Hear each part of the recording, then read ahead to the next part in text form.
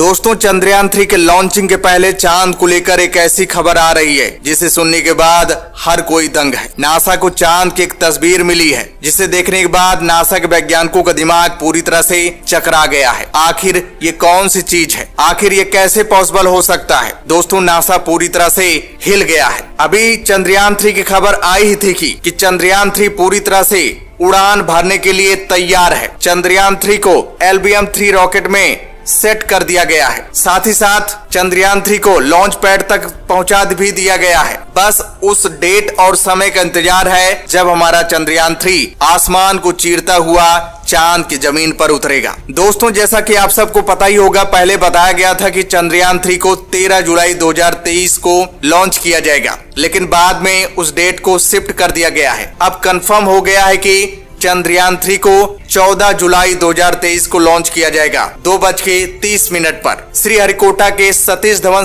Space centre से ये सारा चीज किया जाएगा। दोस्तों, हमारा चंद्रयान 3 इतिहास रचेगा। चंद्रयान 2 से इसरो को भले ही नाकामी मिली थी, लेकिन चंद्रयान 3 उस नाकामी को पूरा करेगा। इसरो के चीफ डॉक्टर S सोमनाथ को पूर्ण विश्वास है कि चंद्रयान 3 100% सॉफ्ट लैंडिंग करेगा, क्योंकि दोस्तों चंद्रयान 2 की जो कमी थी उसी को देखते हुए चंद्रयान 3 को इस तरह डिजाइन किया गया है कि इसरो की उम्मीद पर खरा उतरेगा। इसरो को चांद की जानकारी जो चाहिए चंद्रयान 3 बखूबी निभाएगा, क्योंकि दोस्तों जैसा कि हम सबको पता है कि चांद आज भी रहस्यमय बना हुआ है। नासा जैसे तमाम बड़ी स्पेस एजेंसियां लाख कोशिश की, फिर भी अभी चांद के वो गहरे रहस्य नहीं उजागर कर पाई हैं। लेकिन नासा भले ही फेल हो गया हो, लेकिन इसरो फेल नहीं हो सकता, क्योंकि इसरो का चंद्रयान 3 वो काम करके दिखाएगा। दोस्तों, चंद्रयान 3 पर भरोसा इसलिए किया जा रहा है क्योंकि कई टेस्ट किए गए हैं और सभी पर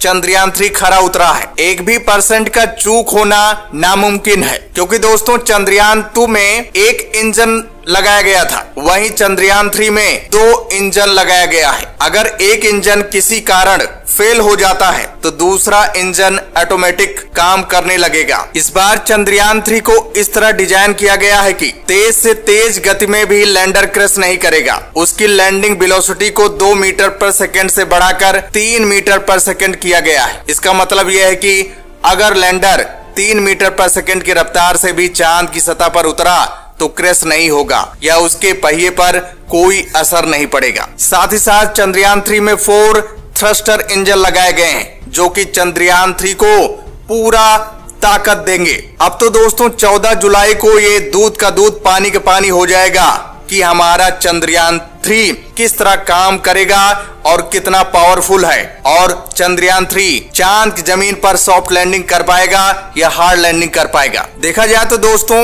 भारतीय वैज्ञानिक, इसरो के वैज्ञानिक 2019 से ही चंद्रयान 3 पर काम कर रहे हैं। 4 साल से काम चल रहा है। बड़े सूझबूझ से चंद्रयान 3 को डिजाइन किया गया है। रात दिन एक करके इसरो के वैज्ञानिकों ने खून पसीना बहाकर चंद्रयान 3 को तैयार किया है। अगर चंद्रयान 3 100% सफल हो जाता है तो दोस्तों अंतरिक्ष में भारत की ताकत बहुत बढ़ जाएगी। अंतरिक्ष में भारत का मुकाबला कोई नहीं कर पाएगा। चीन, नासा सब फेल हो जाएंगे। भारत अंतरिक्ष की दुनिया का बादशाह बन जाएगा और भारत की इसी ताकत से चीन और अमेरिका और अन्य देश भी कांपेंगे। दोस्तों, इसरो इतना बड़ा मिशन और इतना बड़ा इन्वेस्ट करके जो मिशन लॉन्च कर रहा है, इसके पीछे मकसद ये है कि भारत की ताकत दूसरे देशों को दिखाना, और ये जरूरी भी है क्योंकि चंद्रयान 2 जब विफल हुआ था तो चीन और अमेरिका काफी खुश हुए थे, और अगर चंद्रयान 3 पूर्ण रूप से सफल हो जाता है तो दोस्तों इनके गाल पर तमाचा लगाने का काम होगा, इनकी हेकड़ी बंद हो जाएगी। इसी बीच दोस्तों अमेरिका अंतरिक्ष एजेंसी नासा के वैज्ञानिकों के सामने चांद से आई एक तस्वीर ने बड़ा सवाल खड़ा कर दिया है। 4 मार्च को चांद की सतह से एक रहस्यमय रॉकेट टकराया था। इस टक्कर के कारण चांद की सतह पर एक डबल क्रेटर यानी 2 गड्ढे बन गए हैं। नासा के लूनर रिकॉन्सेंस ऑर्बिटर ने चांद की सतह की तस्वीर खींची है, जिसमें 2 बड़े बड़े क्रेटर दिखे हैं। ये क्रेटर अगल बगल ही बने हैं, जो वैज्ञानिकों के लिए रहस्य है। ऐसा इसलिए क्योंकि कोई भी चीज एक जगह गिरने से 2 जगह गड्ढे नहीं बन सकती है। रॉकेट की टक्कर से 2 क्रेटर बने हैं। पूर्वी गड्ढा 18 मीटर और पश्चिमी गड्ढा 16 मीटर व्यास का है। इस्तेमाल हो चुके रॉकेट में आमतौर पर मोटर के अंत में सबसे ज्यादा द्रव्यमान होता है, क्योंकि बाकी रॉकेट सिर्फ एक खोखला ईंधन टैंक होता है। लेकिन डबल क्रेटर बताता है कि चंद्रमा से टकराने पर इस वस्तु के दोनों सिरों पर बड़ा द्रव्यमान था। चांद पर किसी भी रॉकेट के हिस्से के टकराने से आज तक डबल क्रेटर नहीं बने हैं। अपोलो 13, 14, 15 और 17 के रॉकेट सैटर्न के हिस्से जब चांद से टकराए थे तो 35-40 मीटर व्यास के गड्ढे बने थे। रहस्यमय रॉकेट से डबल क्रेटर भी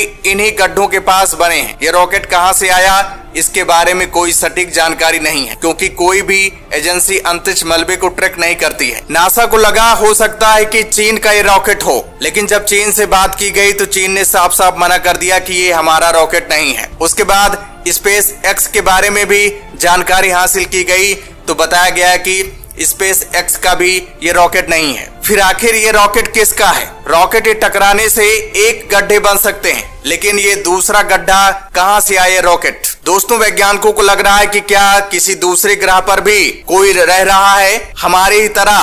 क्या चांद की जानकारी वो जानना चाहता है? क्या किसी ग्रह पर एलियंस मौजूद हैं? दोस्तों, ये सबसे बड़ा सवाल इस समय चल रहा है। इन दो गड्ढों के बारे में सटीक जानकारी नहीं मिल पा रही है। अब सभी को उम्मीद है चंद्रयान 3 के डेटा पर। जी हाँ दोस्तों, नासा को पूरी तरह से उम्मीद है कि चंद्रयान 3 इस रहस्य को उजागर करेगा। बना यह दूसरा गड्ढा रहस्यमय रॉकेट कहां से आया, इसकी सटीक जानकारी देगा। और दोस्तों, चंद्रयान 3 पर भरोसा करना लाजमी भी है, क्योंकि चंद्रयान 3 काफी शक्तिशाली बनाया गया है, जो इन सभी रहस्यों का उजागर एक झटके में ही कर देगा। चंद्रयान 3 के साथ लैंडर और रोवर ही भेजा जाएगा, ऑर्बिटर नहीं भेजा जाएगा, क्योंकि आज भी चंद्रयान 2 का ऑर्बिटर चांद का चक्कर लगा रहा है, सही सलामत है। उसी से कनेक्ट कराया जाएगा चंद्रयान 3 को। चंद्रयान 3 जब चांद पर उतरेगा तो लैंडर और रोवर उसके साथ होंगे। लैंडर 14 दिनों तक ही जिंदा रहेगा चांद पर।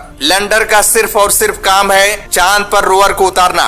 जब सही सलामत चांद पर रोवर उतर जाएगा तो लैंडर का काम खत्म हो जाएगा। उसके बाद जो काम करेगा वो रोवर करेगा। रोवर चांद की जमीन पर टहलेगा, वॉकिंग करेगा, चांद की मिट्टी का टेस्ट करेगा, चांद के जो रहस्य हैं उसका उजागर करेगा, पल पल की जानकारी इसरो को देगा। क्योंकि रोवर में एडवांस लेवल के कैमरे लगे होंगे, बड़े बड़े एडवांस नई तकनीक के सेंसर लगे होंगे, जो सारी चीजें कैच करेगा अपने कैमरे में और इसरो के पास वो तस्वीर भेजेगा। अभी तक चांद को लेकर जो कयास लगाए जा रहे थे कि चांद पर एलियंस मौजूद हैं, चांद पर बेशकीमती खजाना मौजूद है, चांद पर हीलियम मौजूद है, चांद पर कोई सिविलाइजेशन पहले से मौजूद है, चांद पर जीवन है, चांद पर पानी है, सारी इंफॉर्मेशन अब चंद्रयान 3 के डेटा पर निर्भर है। चंद्रयान 3 अब पूरी तरह से कंफर्म कर देगा कि चांद पर क्या क्या मौजूद है। तो दोस्तों, अगर आप चंद्रयान 3 को सही सलामत चांद पर उतरते हुए देखना है